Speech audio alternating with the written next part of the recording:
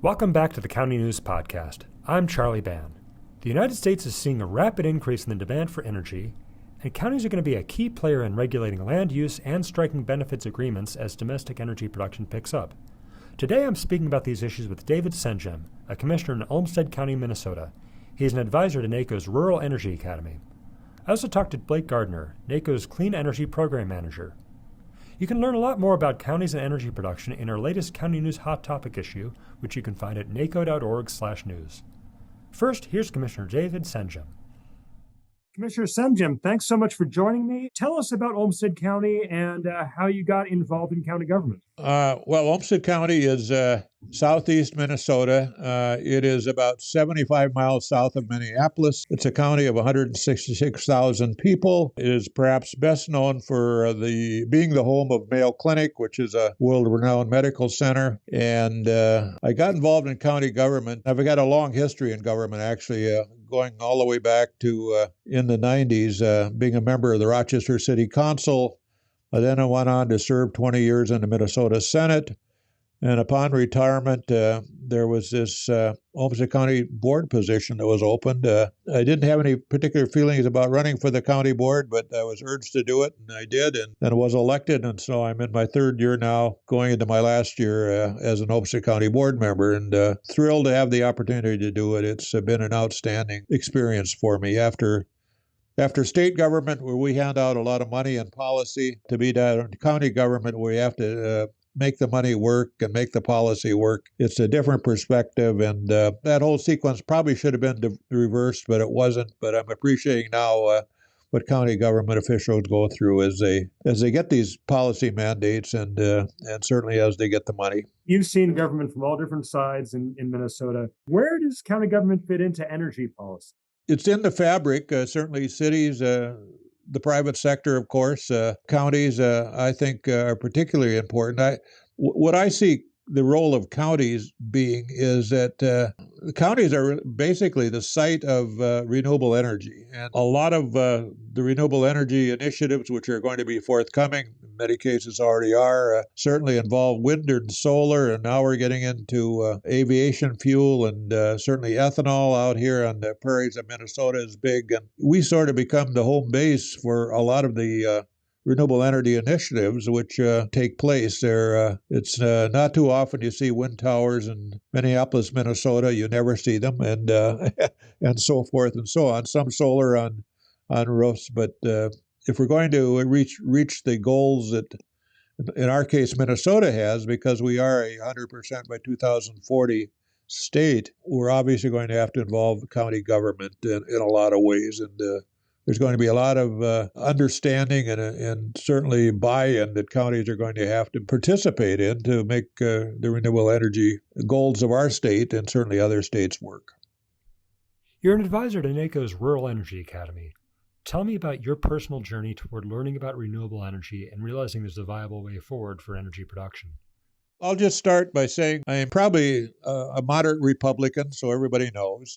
And it's a little unusual for a Republican to wallow in these waters, but I do, and I have, on the basis of some life experience that I've had, going all the way back to 2011, when the University of Minnesota came together with the Republic of Germany on a policy exchange program, which involved legislators and other business people, in our case from Minnesota, going to Germany, learning about their energy initiatives.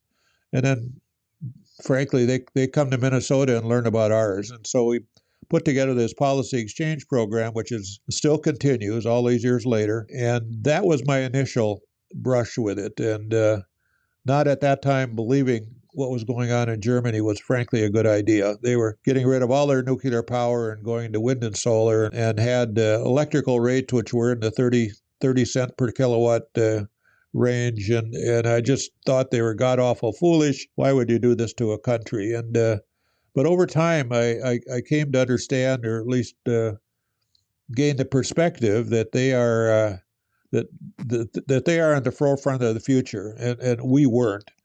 And you can argue about electrical rates and so on and so forth, but my sense was, and still is, that we can't rely forever on fossil fuels. There is a limit. There's a biological limit. It might be 500 years from now, but there's a biological limit in terms of the fossil fuels, and we have to begin the journey as good stewards of this earth towards looking at other opportunities. And for the here and now, it's things like wind and solar. We certainly have nuclear on the horizon. Certainly we have it now, but the new modular nuclear is an attractive thing to look at. A little expensive, but it's good baseload energy. And so all these things will be. And I just find the energy sector just to be really, really exciting because we're needing to look into the future and try to predict it as well as we can. And the innovation, the technology surrounding this whole initiative is, I'm not sure we can even imagine today what it might look like in 25 years. How do you even try? How do you jump from where we are right now to where we may be in the future? Well, I have this thing about thinking the future and going there. And how do we get there? I think incrementally. I mean, we can't be foolish about this. I think from my perspective, we have to understand this is a journey. It's not a sprint. And how do we then predictably go into the future in a smart sort of way with a renewable energy portfolio that frankly actually works? And not going to be easy. There's going to be a lot of second guessing. There will be a lot of even maybe bad decisions. The feed-in tariff in Germany was a bad decision, and they had to come to that realization and reverse that. And we will have these major policy decisions which probably go badly as well. But nonetheless, I think we owe it to our future to take that journey and to make the best of it. It's just, I think it's incumbent on a society to understand that the way we're doing energy now is probably not the way that we'll do it into the long-term future. We'll never have a finished product. Ingenuity and technology will take us into the future in ways that I suspect we can't even imagine right now. But and by the way, Minnesota, and I'm not begrudging any other state, but we're a technology state. We're largely in service and technology. And so with the University of Minnesota, IBM, et cetera, Medtronics, all those people had their origins in Minnesota, all those initiatives. And so we're kind of known as a brain power ingenuity state with a lot of innovation coming out of Minnesota. And so as I look at it for our state, it's like, why don't we bring innovation and rural America together and make energy work on into the future? Along the same lines about never having a finished product, county commissioners and county staff understanding of energy policy will never be entirely complete. But No. how can elected officials and their staff in counties that are a little, obviously smaller than big cities, Right. smaller than states, how can they better acquaint themselves with how to manage policy formation and understanding of where this is going? Well, certainly, and hopefully through the NACo Rural Energy Academy, as we unfold it, we want broad participation in this. We're going to have a lot of discussion opportunities for people to come to understand this a little bit better. But beyond that, and as we have done in Minnesota, I would encourage county governments at their perhaps state league level or even regionally within different states to come together and start talking about this. What is our energy future? What are the options out there? What do the experts say in the various states across the nation that counties might interact with and begin to have that conversation? Again, just being fair about it, understanding that energy is very dynamic and more than likely energy is not always going to be coal and natural gas. It's going to be something else. And that if that's the case, then what do we do and how do we get there? You have to be curious. You have to be inquiring. And you have to understand that we live in an ever-changing world, and the energy sector itself is going to change dynamically in the next 100 to 200 years. As an advisor to our Rural Energy Academy, you were on hand for the meeting back in December in Oregon, where you got to meet a bunch of attendees who were on their ways to learning the things that you know about renewable energy. What are some of the things you heard from those attendees that helped you understand how we can better package our information and help people learn? Well, you learn from each and every one of them, and I think you learn more than ever that all of us at a county commissioner level are at different stages. Some are beginning to just think about this. Some are more into it. And you understand that in order to, if you will, get there, you have to, again, have the conversation and begin to not necessarily bring people along, but give people the opportunity to again, make their own decisions in the end, but hopefully help them understand where this world is going and what the options are.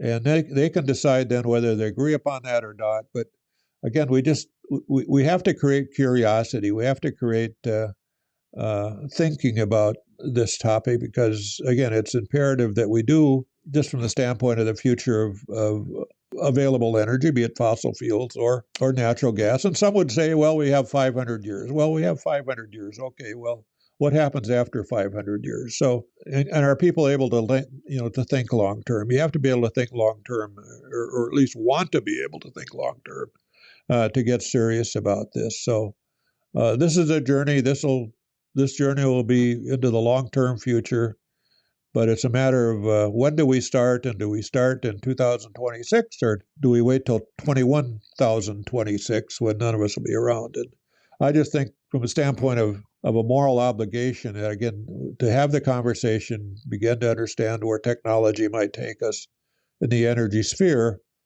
beyond where we are today is really important. What are some books, magazines, or other sources of information that you read to learn more about energy? Well, I just go online and dig. I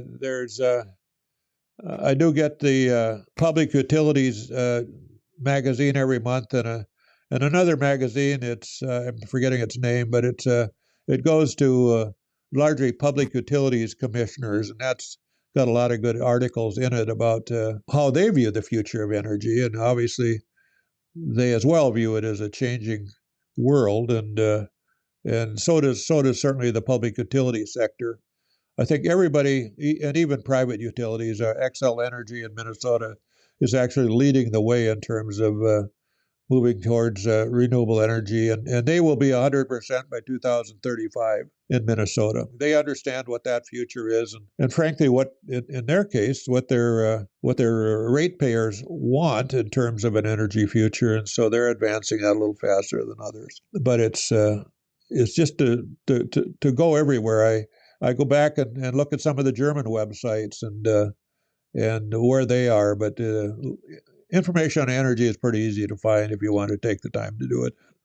And you can believe some of it and not believe other. It's whatever you want on that. But there's a lot certainly out there about what's going on and where this world is going. Why do you believe so strongly in NACo's Rural Energy Academy, and what potential does it have for our members? So when I got elected to the Olmsted County Board of Commissioners, I came off a state senate situation where we would do a lot of this with the Council of State Governments. In other words, we bring state leaders together and talk about this. In addition to that, I had a small group of people in the Twin City area that I would bring together monthly, about 25 of us, and we would talk about the energy future at a little monthly meeting I called the Senjem Energy Society. But moreover, when I got involved in county government, I wanted to see whether or not we could do what we have done in Minnesota with another program involving the German government, Climate Smart Municipalities, where we have cities within Minnesota partnering, if you will, with cities in Germany on their individual energy sustainability experiences. And so the thought was, can we bring that kind of model to NACo? Can we, in fact, come together, and certainly more so in a virtual way across America? Can we have, say, monthly discussions about different renewable energy topics, to begin to educate people in terms of what's going on and what other people across the country are thinking about this, good idea or bad idea.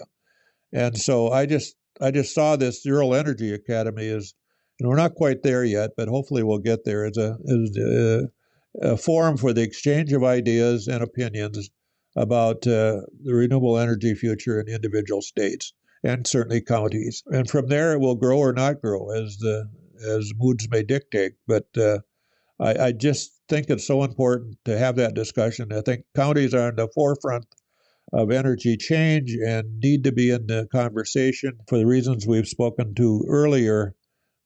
Because if we're not, it's not whether or not counties are going to be involved, it's whether or not counties are going to control the involvement, because counties will be involved in the energy revolution.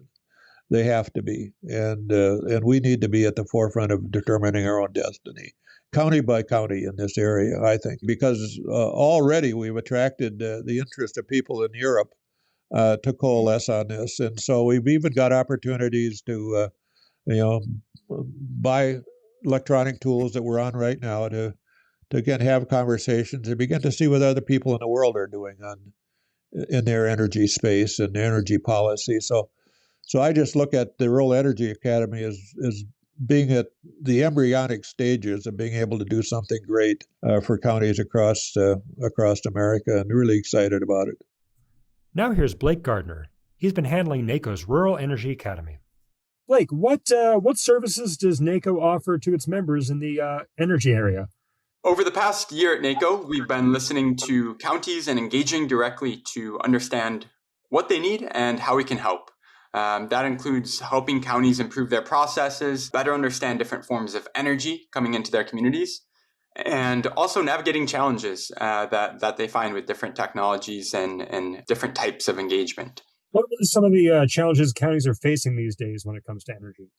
There are a lot of new challenges counties haven't faced before with technologies like wind, solar, battery energy storage, nuclear, geothermal. Many counties are encountering issues that are new to them. Probably the biggest challenge is protecting what makes community or a county, whether that's agriculture, water usage, workforce, the local economy, or simply the landscape and the viewshed. Land use change is a major piece of this when it comes to siting and zoning, and counties are working to ensure development happens in the right places in ways that don't disrupt community operations or resources that residents value. That balance between property owner rights, the need for energy, and also the preservation of areas that the community values is at the core of these siting and zoning challenges. What excites you about energy and county's position to be a part of that conversation? That's a really tough question, Charlie. There's a lot to be excited about here. Counties are really unique and each has different strengths, whether it's workforce or a particular solar, wind resource, or just the geography and existing infrastructure. So the energy picture really looks different everywhere. And I think that's what is most exciting, this mosaic of different counties, different opportunities, and also different challenges. What's exciting is that counties do have more options than ever, and they can choose what makes sense for their community. Like I mentioned, it's not one size fits all. Every county, every technology has benefits and challenges, and counties are in a strong position to weigh those trade-offs and decide what fits best for them. We just put on NACo's Rural Energy Academy back in December in Sherman, Wasco, and Gillum counties in Oregon. Obviously, a lot of those peer exchanges emphasize us and our exhibitors teaching counties some information. But what have we learned from those participating counties? How has the information flow gone the other way? It's a really great question, and it gets at what helps us inform the future programming. The peer exchange was obviously a fantastic chance for counties to learn directly from other counties. And what NACo learned and what we communicated to the counties and the counties learned from each other is that we don't need to reinvent the wheel. Maybe we change different parts of the tire, but the wheel doesn't need to be reinvented. And counties learn from peers who've had wind or solar for decades. So one of the big takeaways that I learned, and that will help inform future NACo programming and how we help in the counties with different resources, is that setting a standard for engagement with the community that the county follows, but also standards that guide developers and their relationships is critical. That trust and consistent communication helps ensure counties aren't caught off guard and counties are in the driver's seat when it comes to these different projects. Another key lesson was community benefits. There's a plethora of options. We have SIP agreements, there's pilot, there's CBAs. Some of the counties we're learning new strategies for the first time. So as NACo, it reinforces how important it is to share what works, what doesn't, and what is available to counties given their authority in their home states. So our job and what we learned is that this menu needs to be curated, and it's really helpful for us to get ahead and know what specific counties have what abilities when it comes to community benefits and bringing back those resources and deriving the benefits from these projects. Thank you for joining us for the County News Podcast. You can learn more about counties and energy production in our Hot Topic issue at naco.org/news.